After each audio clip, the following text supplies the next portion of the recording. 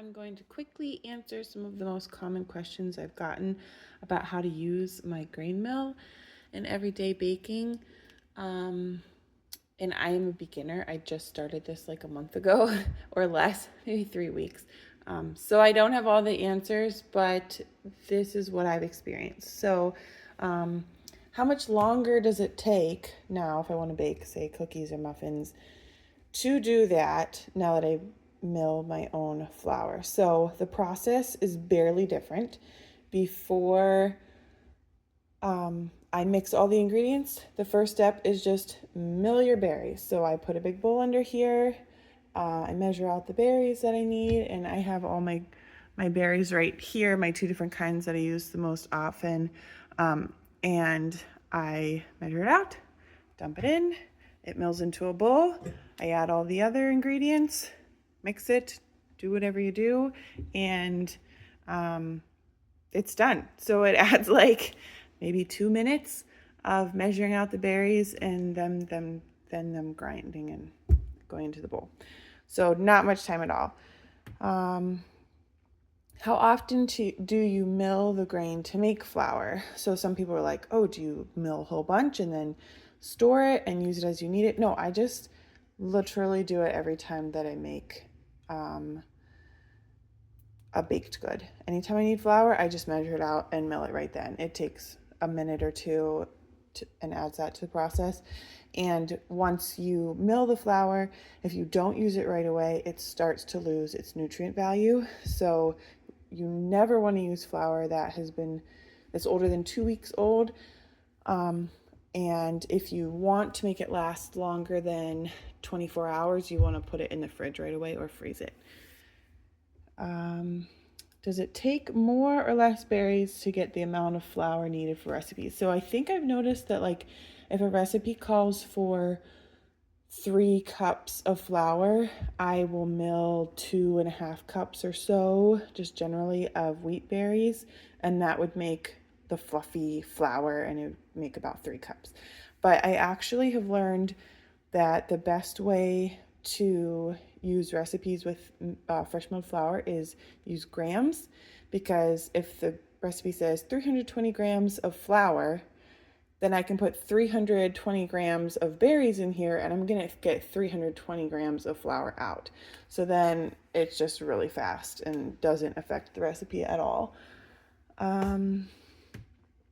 How much do the wheat berries cost?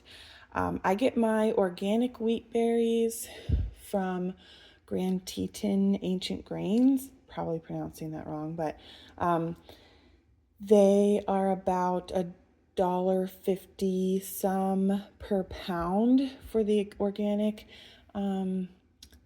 up to like $2.15 or something per pound, depending on the type. So I have 2 types here. I've got spelt and hard white. And so they cost a little bit different, but I buy them in bulk as well. So if you weren't buying them in bulk, they wouldn't be as cost efficient. So that's pretty good, because Walmart's, is like $1.30 or something per pound, or somewhere around there, maybe $1.15. So it's not much more, and you're getting a lot more nutritional value.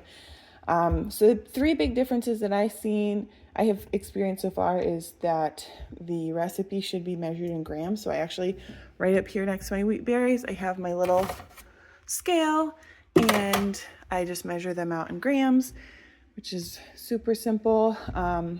You have to have a basic understanding of the different grains. So for example, the hard white is good for bread and yeast baking, and then spelt is like a ancient grain, an heirloom grain, or heritage grain, whatever you want to call it, similar to soft white, which is really good for cookies and muffins and all the kind of stuff you use with baking soda and baking powder. And then there's just all kinds of different, there's hard red, but basically other than the softness and hardness, like, I guess hard white is better for yeast because it has more gluten in it. But basically then the different kind of flours are just variants of the flavor of the wheat berry. So there's one that they say is like a more buttery and nutty flavor. So it's really good for, I think noodles, like homemade noodles and stuff. So anyways, kind of getting it, but I just started with 2, and I'm gonna spread out from there as I get more comfortable with them. And then the last thing is that whenever you're making a recipe, you have to let the flour, after you've milled it and put all your ingredients in, you let it sit for a minimum of 15 minutes in the wet ingredients, so that it gives time for the bran that's in there to soften and the endosperm to start absorbing some of the liquid, because the unrefined flour that you've just made takes more time to absorb liquids and soften than your refined flours from the store. So I haven't tried bread yet because I just got my hard white wheat, which is what's good for bread. But once I give that a try, I'll probably make a video on how that's different. But I heard you need longer, you need it for like 20, 25 minutes, and there's a couple other tricks to it, but it doesn't sound much different. And everything that I've made so far, muffins, pancakes, cookies, they've all turned out so good. I mean, the best pancakes I've ever made, and I make pancakes a lot. So it's been really great.